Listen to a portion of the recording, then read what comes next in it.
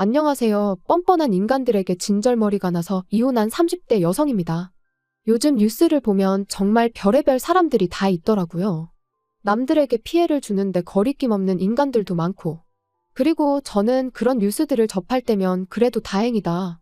내 주변엔 그런 사람들이 없어서 하고는 안도하곤 했는데 실은 등잔 밑이 어두웠다고 해야 할까요? 다른 사람도 아니고 가족이라 생각했던 남편과 어머님이 딱 그런 사람들이었거든요. 아마 제가 이렇게 이야기를 하면 사람들은 에이 설마 하고는 못 믿겠다 할 겁니다.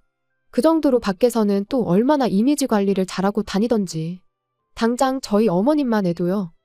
주변 사람들 사이에서는 손 크고 정 많은 박 여사로 통하시고요. 남편도 뭐 그냥 오늘은 선배 누구 만난다, 내일은 후배 누구 만난다. 아주 그냥 요즘 말로 인싸가 따로 없어요. 그러니 제가 더 억울하고 분할 수밖에요. 오죽하면 아무리 익명이라지만 제가 쪽팔린 걸 무릅쓰고 제 이야기까지 하겠어요. 아무튼 남편과는 소개팅으로 만났습니다. 만났을 당시만 하더라도 둘 다 직장을 다니는 평범한 회사원이었죠. 회사도 가깝고 퇴근 시간도 비슷하다 보니 뭐 서로 호감도 있었겠다. 그래서 몇 번도 누가 먼저랄 것 없이 연락해서 만나다가 사귀기 시작했고요. 당시 둘 다 이미 30이 넘은 나이였기에 언젠가부터 자연스럽게 결혼을 전제로 이야기를 주고받고 있었죠. 그리고 정말로 사귄 지 1년 반 만에 휘뚜루마뚜루 양가 부모님까지 뵙게 됐는데 지금도 그때를 생각하면 저도 모르게 심장이 쿵 내려앉는 것 같고 한숨이 절로 나오네요. 그건 바로 어머님이 보이신 반응 때문이었죠. 남편을 따라 처음 시댁에 인사를 드리러 갔던 날이었어요. 제가 긴장한 기색이 역력했는지 남편이 미리 꿀팁을 주겠다며 하는 말이 자기 부모님은 정말 좋은 분들이랍니다. 앞서 제가 이야기한 것처럼 주변 분들한테 평판도 좋고 실제로 깐깐한 것과는 아주 거리가 먼 분들이라면서요. 그러면서 적당히 살갑고 애교 있게 굴면 예쁘게 봐주실 거라나요. 그리고 이런 말을 제 입으로 하긴 뭐하지만 저도 솔직히 어디서 미움을 받아본 적은 없어요. 오히려 어른들은 야무지게 생겼다 똑부러져 보인다 해가며 좋게 봐주시는 일이 많았죠. 그래서 긴장은 했지만 한편으론 자신도 있었거든요. 게다가 말이 나와서 말인데 제가 남편보다 소위 딸리는 것도 없었어요. 오히려 학벌은 제가 더 좋았고 급여도 아주 약간이긴 했지만 제가 더 벌었습니다. 외모야 뭐 워낙 주관적인 부분이고 어머님 눈에야 당연히 당신 아들이 더 잘나 보일 텐데 그건 뭐 제가 어떻게 할 수는 없잖아요. 아무튼 그래서 두근거리는 가슴을 부여잡고 그렇게 시댁에 도착했는데 아버님이 보이신 반응이야 뭐 그렇다 쳐도 어머님의 표정이 어찌나 떨떠름하시던지 오죽하면 저는 남편이 집에다 얘기도 안 하고 저를 막무가내로 데려온 건가 싶었다니까요. 하지만 그래도 이내 어머님이 좀 표정을 푸시고는 들어오라 하시더니 식사는 당연히 하고 왔겠지? 그러시는데 여기서 2차로 충격을 받았죠. 그때가 1시 반이었거든요.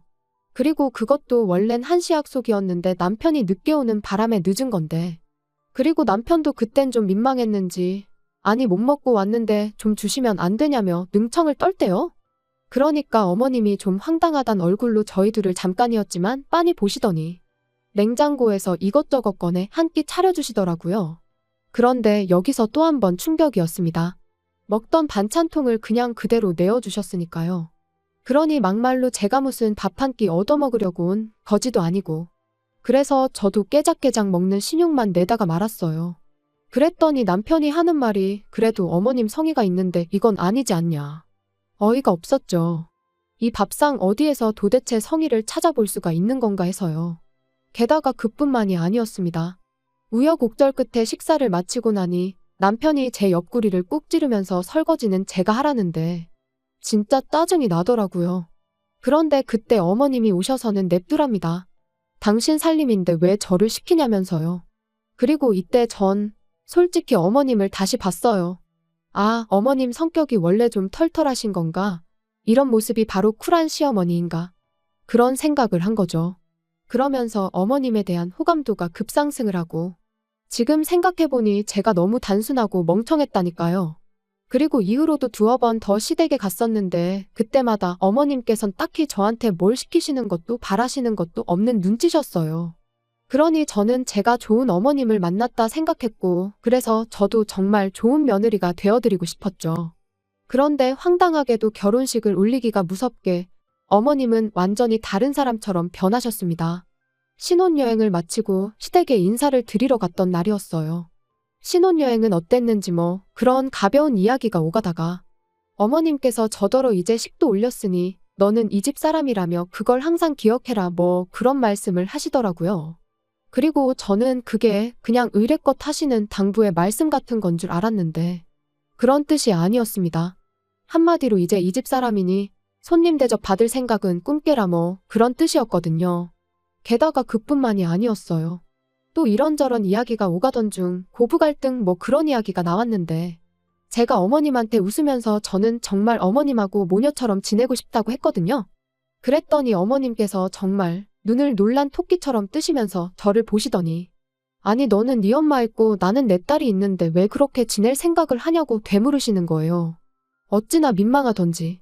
그리고 저는 정말 부끄럽게도 그게 그냥 어머님이 하시는 농담 같은 건 줄 알고 에이 그래도 저도 딸 시켜주세요 했거든요.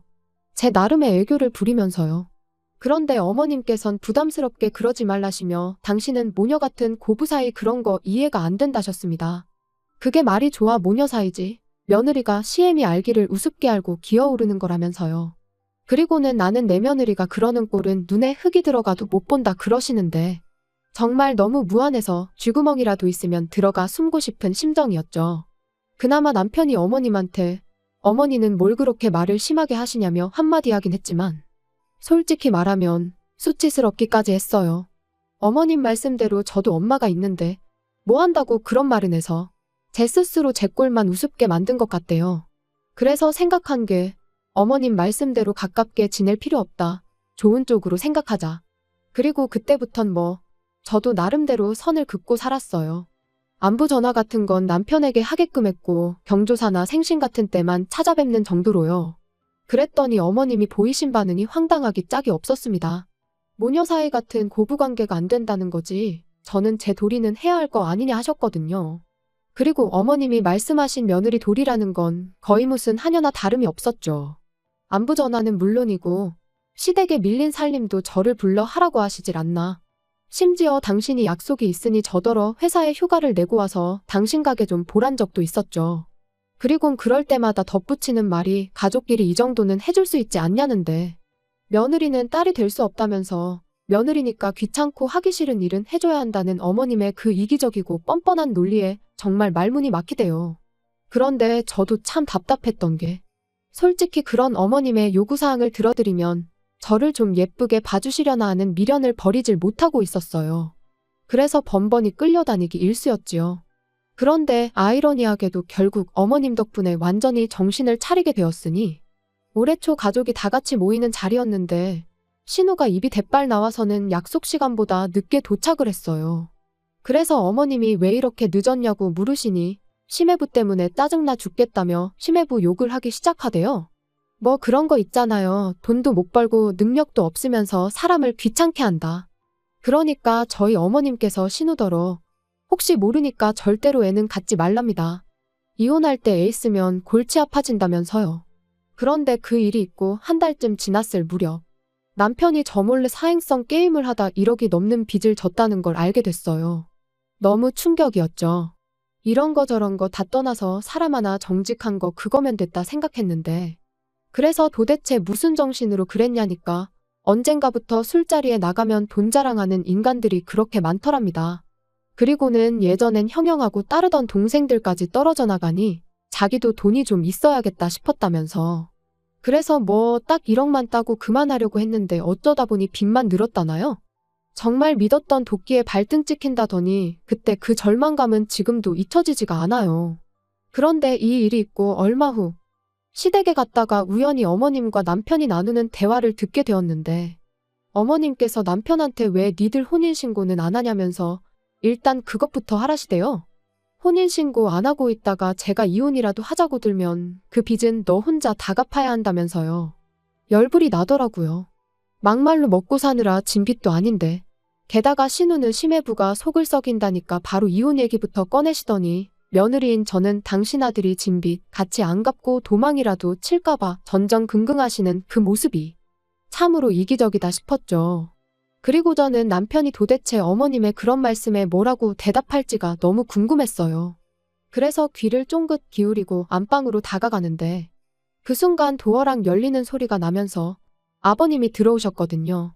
그래서 남편의 생각은 그 순간엔 알 수 없었지만 결국 그 본색을 감추지 못했어요. 이후로 저는 어머님에겐 어떠한 미련도 남아있지 않았기에 더 이상 끌려다니지 않았습니다. 무례한 요구에는 싫다고 정확히 의사를 밝혔고 바로바로 거절했지요. 그랬더니 남편은 저더러 변했다며 요즘 왜 그렇게 어머님한테 곁을 안 내어주냐 따졌는데 그럴 때마다 네 엄마가 먼저 시작한 거라고 소리라도 지르고 싶은 걸 정말 이를 악물고 눌러 참을 뿐이었어요. 그러다 올 여름 어머님께서 병원에서 암 판정을 받으셨습니다. 원래부터 속이 안 좋단 말씀을 입에 달고 사셔서 아닌 게 아니라 제가 몇 번이나 병원에 같이 가드릴 테니 가보자고도 했었는데 그때마다 네가 의사냐며 저를 무시하기만 하시더니 그리고 그때부터 어머님의 병원 생활이 시작됐는데 아시겠지만 그게 보통 일이 아니잖아요. 통원 치료도 했다가 입원도 했다가 그리고 그게 환자 혼자 오가기가 쉽지 않다 보니 결국 누군가 한 명은 붙어 있어야 했는데 어이없게도 다들 당연하단 듯이 제가 해주길 바라더라고요. 심지어 어머님 본인조차 말이죠. 그리고는 하는 말이 신우는 손끝이 야무지지가 못해서 그리고 지 남편이랑 사이도 안 좋은데 친정엄마 간호까지 한다고 하면 그쪽에서 좋다고 하겠냐입니다. 그러니까 제가 해야 한다고요. 어이가 없어서 신우 사정은 제 알 바가 아니고 신우가 못하면 저희 남편이 하면 되는 거 아니냐 했어요. 어머님 말씀대로 어머님 자식들이 있는데 제가 왜 어머님 병수발을 드느냐고. 저는 나중에 저희 부모님 편찮으시면 그때 병수발 들어드릴 거라고 했죠. 그랬더니 저희 어머님이 저더러 뭘 한 줄 아세요? 저더러 너는 내가 죽게 생겼는데 그런 소리가 나오냐면서 아주 치사하답니다.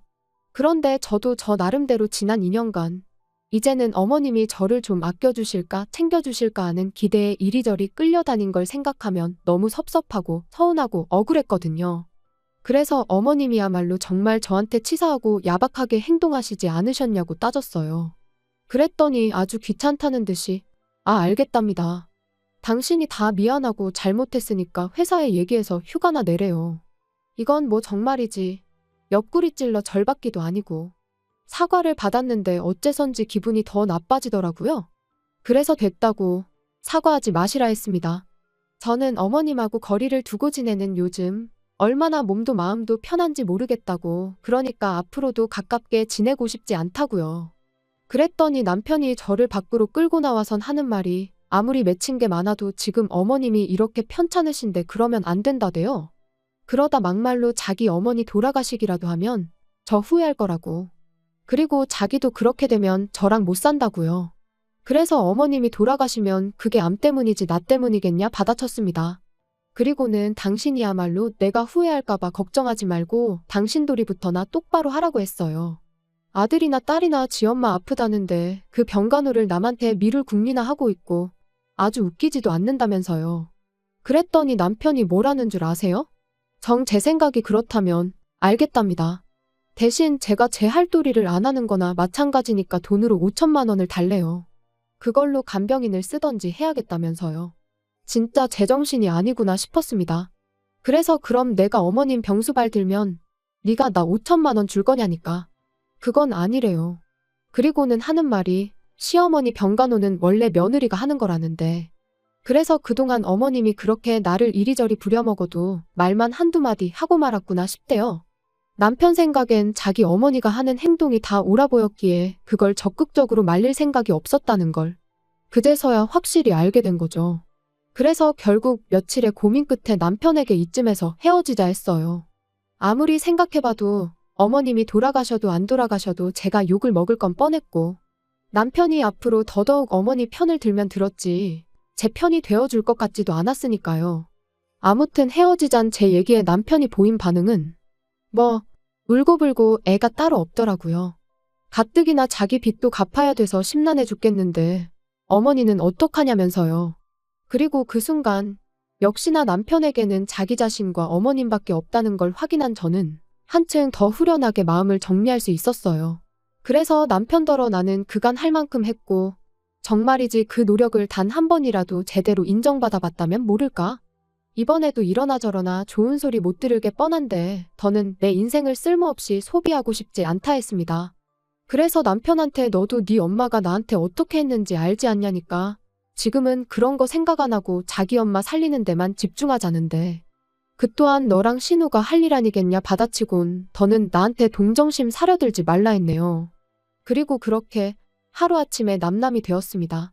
건너 들려오는 소식으론 어머님은 아직 투병 중이시고 신우는 이혼을 했다나 봐요.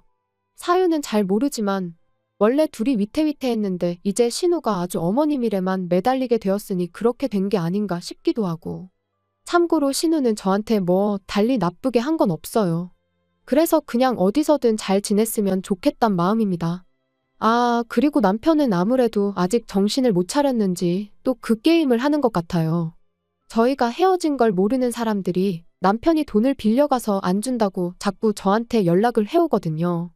아주 그럴 때마다 번번이 헤어졌다 그러면 왜 헤어졌냐 물어오고 상대하는 것도 일이네요.